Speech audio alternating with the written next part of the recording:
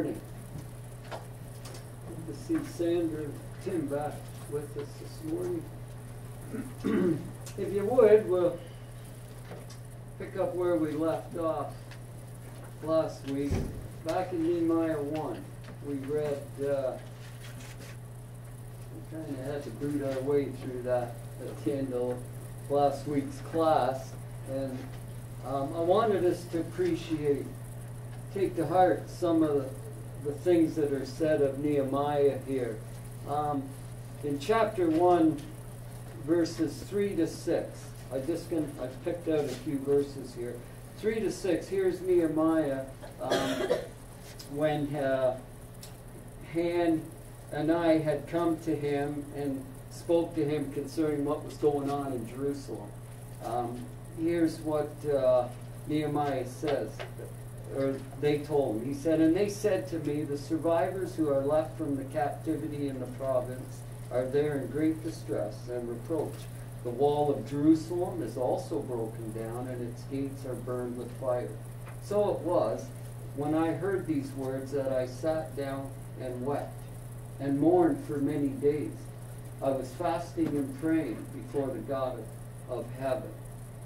And I said, "I pray, Lord God of heaven, O great and awesome God, you who keep your covenant and mercy with those who love you and observe your commandments, please let your ear be attentive and your eyes open, that you may hear the prayer of your servant, which I pray before you now, day and night, for the children of Israel, your servants, and confess the sins of the children of Israel, which we have sinned against you. Both my father's house and I have sinned." When we stop and think about this, we might ask ourselves, well, why does Nehemiah care what's going on in Jerusalem? He's in Persia right now. He's the king's cupbearer. He doesn't have a lot of worries living where he is. And yet we see here his concern for his people. We see his love for his people. Sometimes we don't worry about maybe others that are having a hard time when we're in good straits and not a lot of problems. But not so with Nehemiah. We see his love for his people. We see his humble approach before his God. And because of that, we see God granting him his wishes through King Artaxerxes over in chapter 2. In verses 2, 3, and 4, we read there, "Therefore the king said to me, why is your face sad, since you are not sick? There is nothing but sorrow. This is nothing but sorrow of heart. So I became dreadfully afraid." That's Nehemiah. He's afraid the king has spotted this. "And said to the king, may the king live forever. Why should my face not be sad, when the city, the place of my father's tombs, lies waste, and its gates are burned with fire? Then the king said to me, what do you request? So I prayed to the God of heaven." It seems here, it goes without saying, that this king has taken notice before of the upright character of Nehemiah over the years that Nehemiah has worked for him. He admires and he trusts Nehemiah for who he is. And then we see Nehemiah being granted his wish. At the end of verse 8, here's what he says, "And the king granted them to me according to the good hand of my God upon me." Just an excellent example, I think, of a godly person, Nehemiah's attitude. And he's now able to begin the task of returning and rebuilding the walls of Jerusalem. That's what he wanted to do in the first place. And upon his return, he and a few men viewed the broken walls at night. We read that later in chapter 2. And then Nehemiah gathers together the officials and reports this to them. And that's in chapter 2, verses 16 to 18. And notice who he gives the credit to here. And the officials, in verse 16 of chapter 2, "And the officials did not know where I had gone or what I had done." That was speaking about him going out at night looking at the walls. "And I had not yet told the Jews or the priests, the nobles, the officials, or the others who did the work. Then I said to them, You see the distress that we are in, how Jerusalem lies waste and its gates are burned with fire. Come and let us build the wall of Jerusalem, that we may no longer be a reproach And I told them of the hand of my God, which had been good upon me, and also of the king's words that he had spoken to me. So they said, let us rise up and build. Then they set their hands to this good work. Nehemiah is just such a wonderful example. He gives the credit to God here, and he lets the people know that, which, as we see, that encourages the people. But as we know, not all was completely taken care of. There were rough roads ahead that had to be crossed by Nehemiah and Judah. Roads of persecution. In chapter 2, verse 10, we read there, when Sanballat, the Hornite, and Tobiah, the Ammonite official, heard of it, they've heard now what Nehemiah wants to do, they were deeply disturbed that a man had come to seek the well-being of the children of Israel.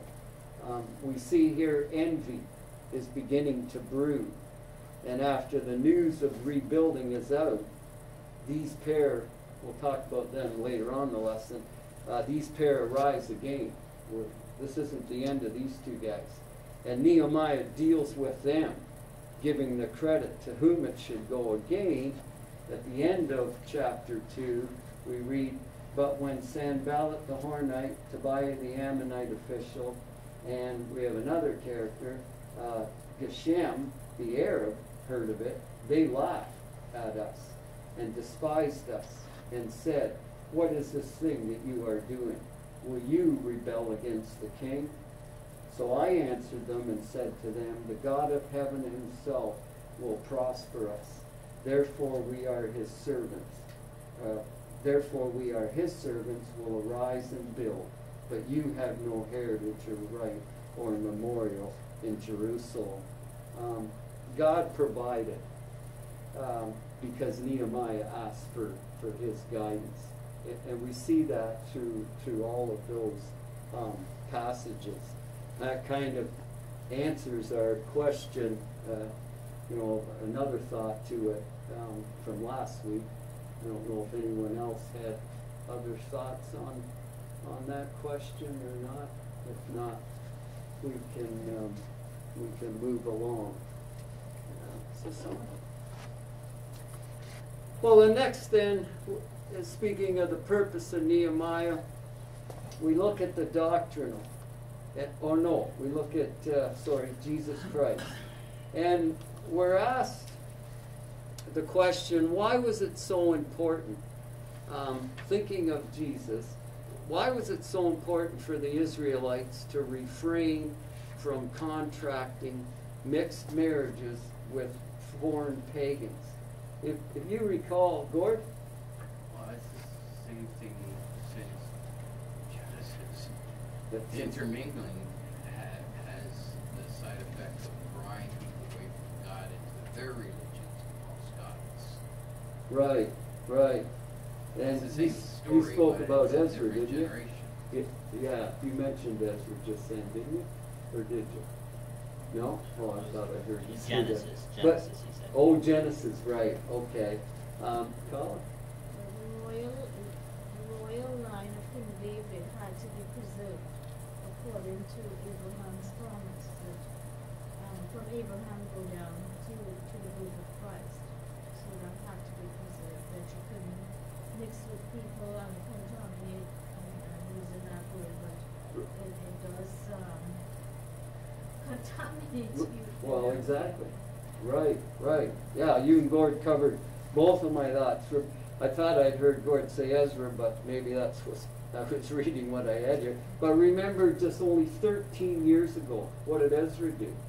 When Ezra went back and found out about this, he got after them and warned them, told them to put away their foreign wives, and they made a covenant at that time, didn't they, to refrain from that. And to a certain extent, they had done so. A lot had done that, followed it, but we see the practice surfaces again here, but even amongst the priesthood, it's gone a step farther. And as Gord had said in the Old Testament, remember we spoke about that last week, we see a ban on God's people to marry into pagan nations, and we looked at the religious implications of that last week.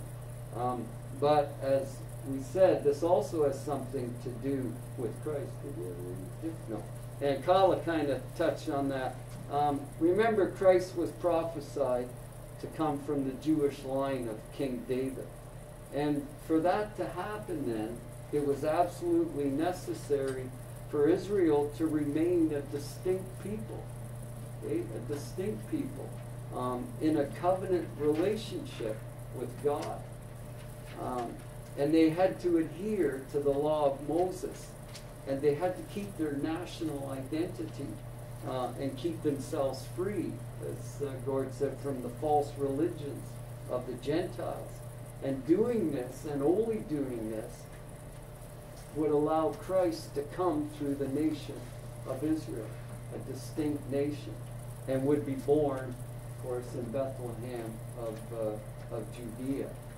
And that covered our thought in our book, but Jeff mentioned something last week that I thought we should take a look at. I kind of have forgotten.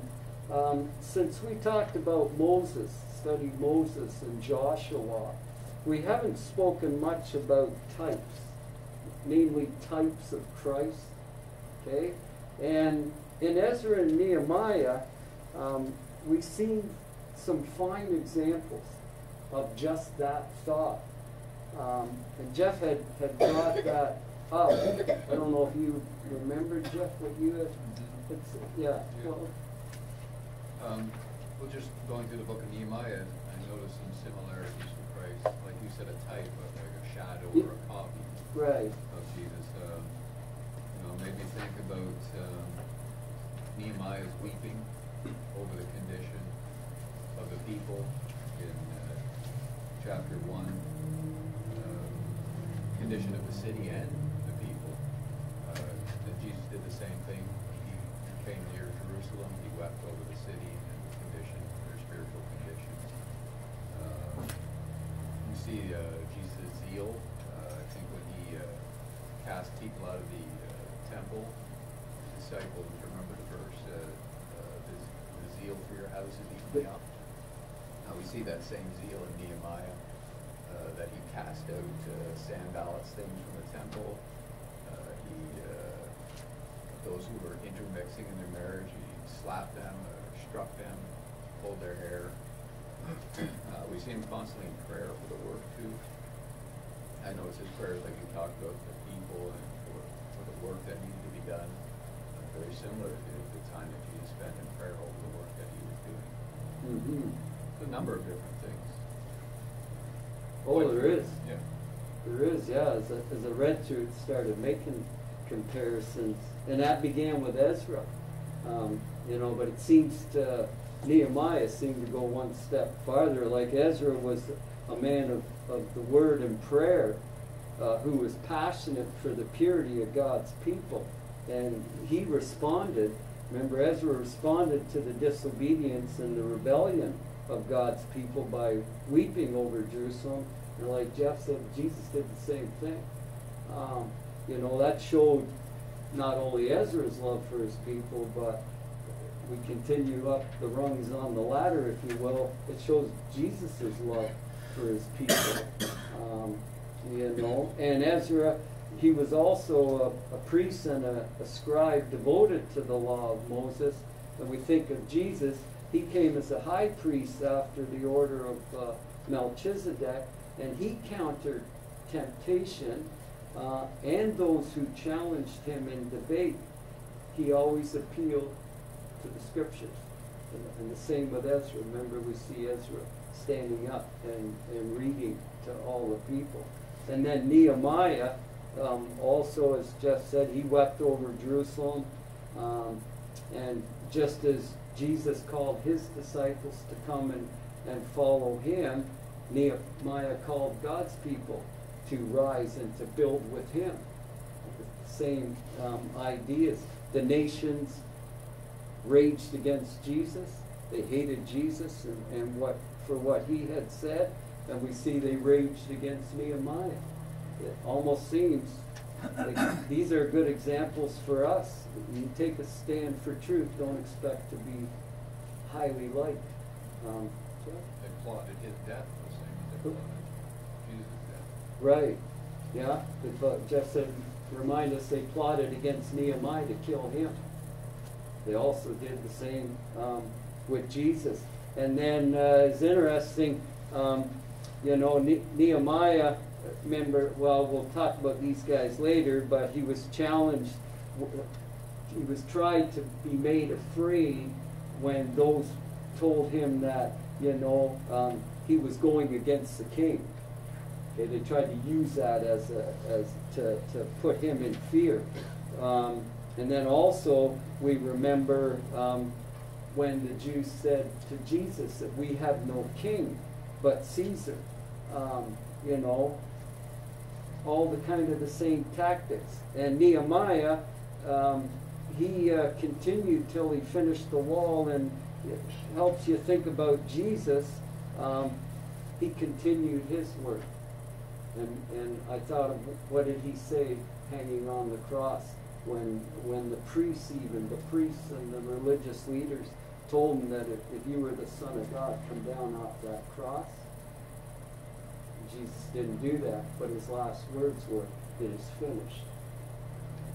He had the strength of character to go through with that and to finish it. And the same with Nehemiah. We see that, of course, Nehemiah wasn't hanging on a cross, but just those examples, I think, are good for us to look at. So I just thought we'd touch on that. We kind of had forgotten that, and we don't have to stick to everything in the book. We have another thought, then for sure bring that thought out, because it helps us. And so we look now at the content of Nehemiah, and most importantly, in that book is the work of Nehemiah. And the book of Nehemiah focuses on the work of Nehemiah, who has set his sights on rebuilding Jerusalem, both physically and spiritually. Nehemiah was a Jew at this time living in the Persian capital Shushan or Susa. Secular history says it was a favorite winter resort of the Persian kings. And again, archaeology helps our biblical faith, because at this time in our story, King Artaxerxes I is in his 20th year of reign. And we just happen to have a picture of his tomb that is cut into the cliffs above the ruins of Persepolis. It was one of Persia's ancient capitals. And this is the king that Nehemiah served. This is his tomb. So once again, it's just interesting. I always find it neat, just seeing, archaeology when it reassures our faith. Of course, our faith is in the Word of God, but this is all added, adds to the proof and the facts. This king lived. Here's his tomb, and it matches with the story of Nehemiah. And then we're asked the question, how long after the completion of the temple did Nehemiah actually arrive in Jerusalem?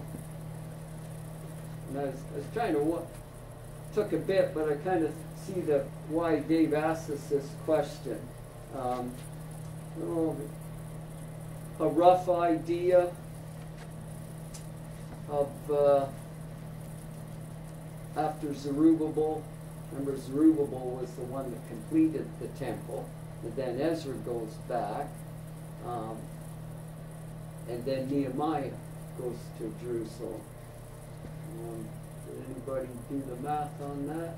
No? Well, when Nehemiah heard the news of Jerusalem from his brother, it was already 13 years after Ezra had returned. And Ezra, if you remember, led his group back to Jerusalem 90 years after Zerubbabel did. So when Nehemiah did arrive, of course, the Persians made him governor of Judah. But I thought of why Dave maybe asked us this question, and I wondered if it might have had something to do with Nehemiah and Ezra showing characters of being leaders and leadership. Because I just thought for a moment that it's been 90 plus years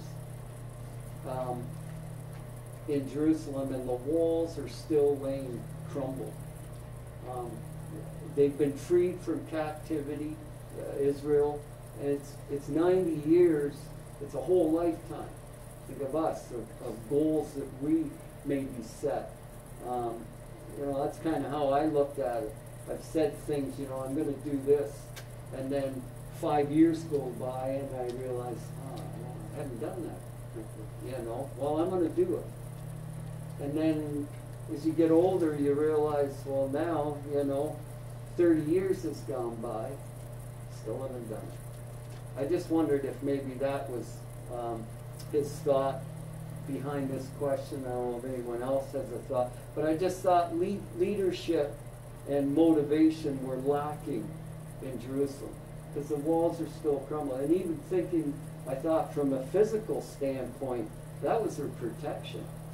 So the Jews that God's taken them back out of captivity, here they're living in Jerusalem. Everybody around them hates them, wants to get rid of them, and they're not even protecting themselves with something that they could do physically. Whether that was Dave's thought, I don't know. I just kind of wondered.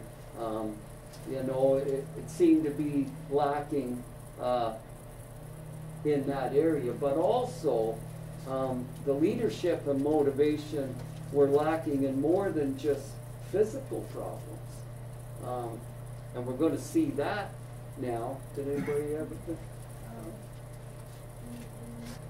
Are you talking in chapter 6, verse 15, it says, so the wall was completed on the 25th of the month, Elul, in 52 days. Oh, okay. No, this was, I think, sometimes I've had to call Dave with some of his questions, but I think what he was saying here, like Zerubbabel rebuilt the temple, okay? And then 90 years, or was it 80 years went by before Ezra went back, right?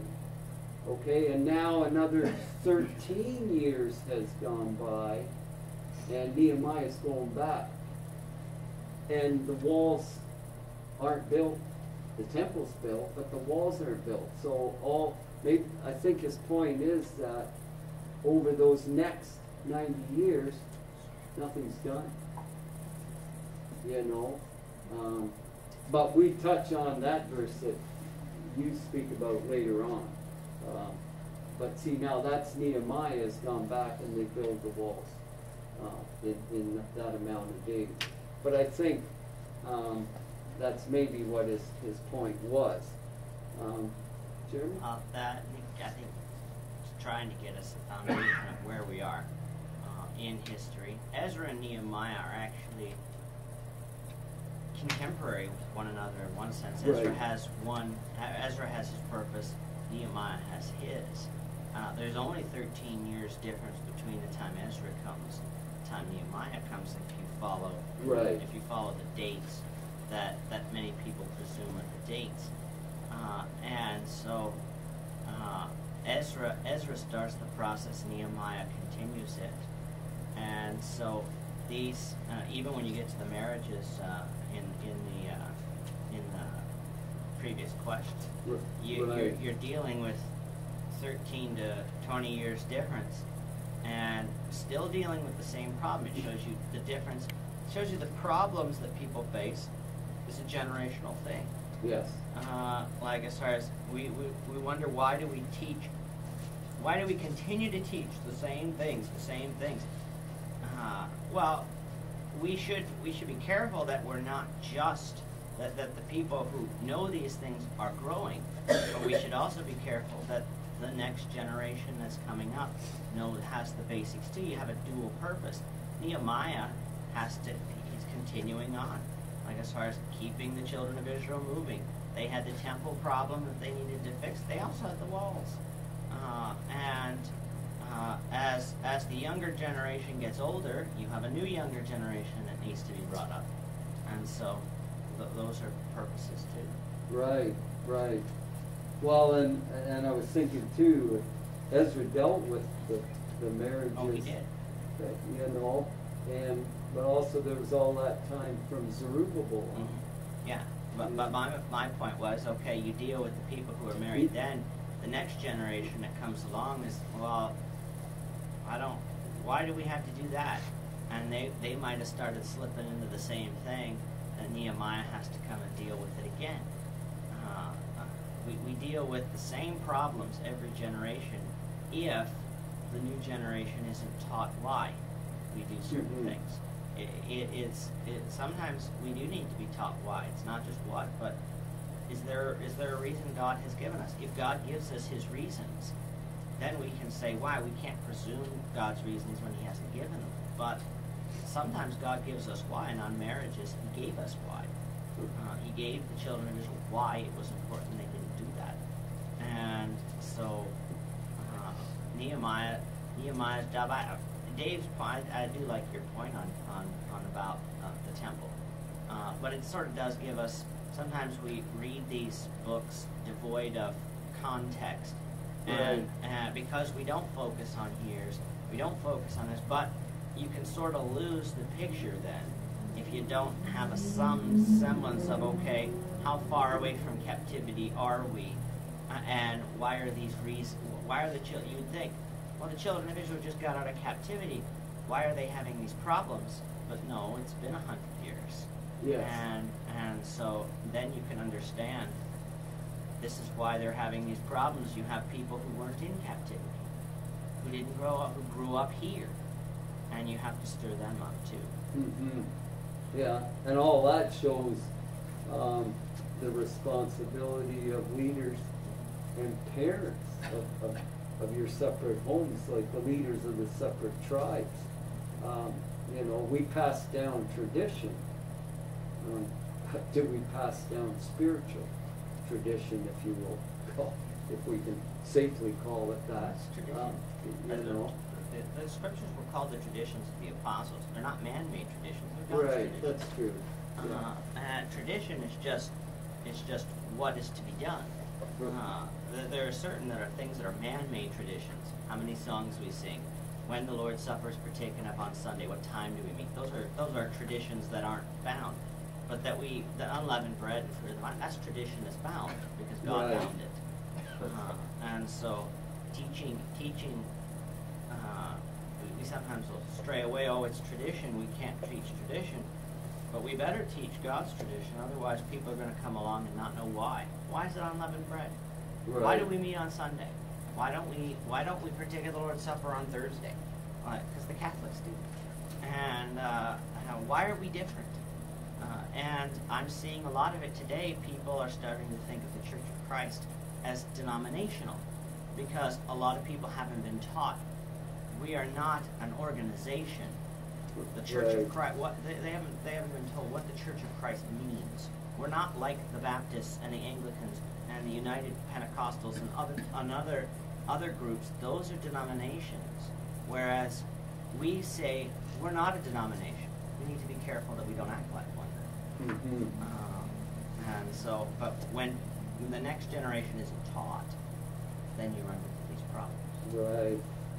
And along the lines of not being taught, there was more than marriage that they had forgotten about, as we're going to see here. I don't think we'll get through this list today, but We see here the spiritual reforms that Nehemiah brought about among the Jews in Jerusalem. The reason he brought them about, they weren't new, and they weren't some new religious theory that Nehemiah had. We're going to see these were things that Israel should have known. This list was given to them way back at Mount Sinai, a lot of this. And we see here that Nehemiah has to bring back to their attention. In Nehemiah chapter 5, verses 1 to 13, we see here, I'll give you a hint, we see here internal problems and social reformation being brought out. In verses 1 to 7 there in chapter 5, in the midst of rebuilding, okay, here, this is speaking of Israel, they're rebuilding the walls. In the midst of this time, an ugly internal problem arose. Anyone, Jeff? Well, maybe it's a little tough to figure out 1 to 6 or 7. Simply when he rebukes them, you're charging your brethren interest. You're loaning them money because they're in great need, and you're using it as an advantage to take money from them, and you're breaking them. Yeah, exactly. Summing that passage all up, food was, Jeremy? Go ahead. Oh, okay. Food was scarce at this time. Expensive. It's no different. It wasn't a free-for-all. It was the same type of system that we live under. Inflation plus the kings taxed the Jews at that time. Many of them are in poverty. And we read in there some thoughts, they're selling their sons and daughters as slaves to get some money. And like Jeff said, there's interest,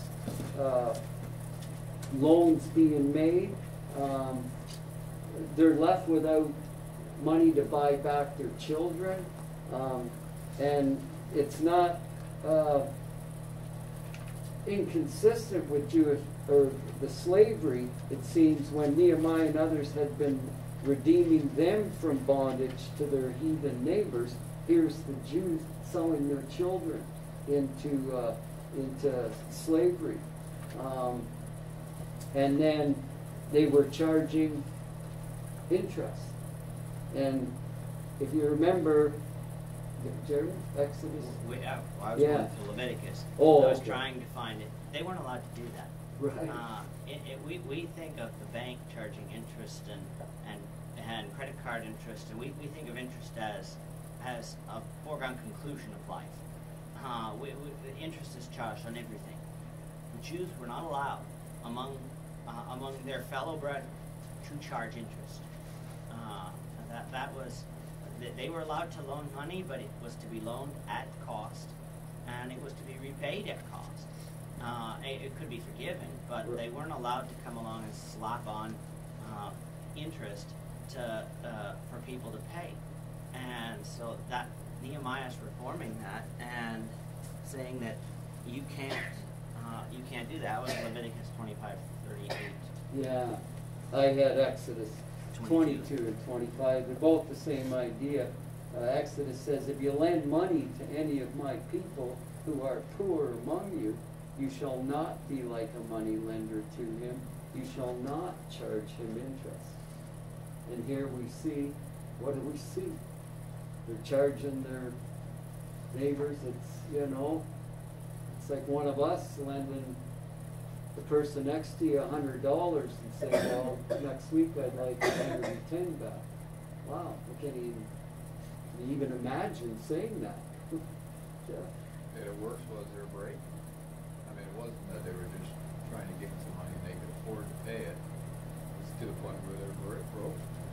Right? No heart. Well, exactly. Yeah. Living in poverty. Jim? Yeah, and it was the reason why God did that. For that reason is they were their brethren. There should be a closer, like as far as when we lend to our brethren. Now, when we lend to our brethren, we shouldn't be looking to make money out of it. We should be doing it out of the love that's in our heart, the needs of other people. When someone needs money, they need it because they don't have it. And out of love, we are to help one another. We're not to do it. So, I'll help you, and I'll make a quick buck too. Right. And in interest, it was to be done out of love, and for their brethren, they weren't allowed to charge any interest. But again, the people, this was a generation afterwards. The nations round about charged interest. When you see everyone else do it, that looks like a good idea. Let's do it. And they were breaking the law of Moses, which was the law that they were under. Right. And in verses 11 and 12, we see there where Nehemiah goes to the rich. Okay? And that law kind of still applies to What? us as Christians, Yeah. In Galatians chapter 6, verse 6 tells us to bear one another's burden, so that we fulfill the law of Christ. It's the same kind of principle, as brethren. They were citizens, they were children of God, and they should help the poor among them. Right. Same kind of thing. Right. Well, and there's another point where we were speaking of Christ and Nehemiah. Nehemiah set the example by not charging interest on any loans he'd made. Remember, he looked after himself. And of course, that passage in Galatians, yes, it's we wouldn't even think of doing that. Yeah, certainly says we hope not. But in 11 and 12, we see where Nehemiah tells the rich, then, you give them back what is theirs. That's even a step farther, maybe. I'm not going to charge you interest now, so, okay, fine, I've taken my rebuke, but, no, I have to give you back what I took. They basically stole it. Yes. It's just true. Like I said, this shows another principle. So we shouldn't profit off our sins. Sometimes we can't pay back what we've done. Like as far as there are certain things that's not money based that we can't pay back, even though we try to.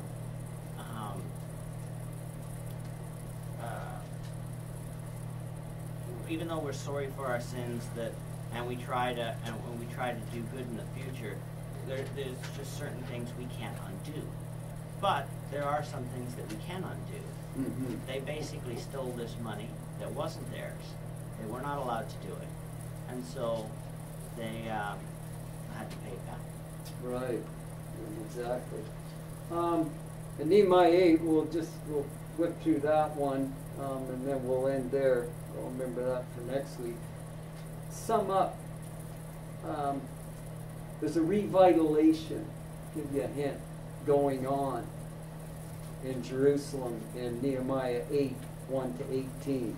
Ezra is the main character. Lord mentioned it a couple weeks ago. Yeah, I think you might have forgotten now. But what was Ezra? What was Ezra? What was one of the things about Ezra that stands out to you concerning Israel? Is there something he did with? Are you saying that he read the law? Yes. Oh, okay. Yeah, that's what we're. He read the law of Moses.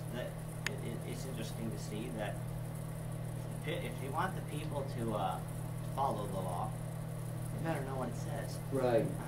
And if we want people to follow the gospel, well, they better know what it says.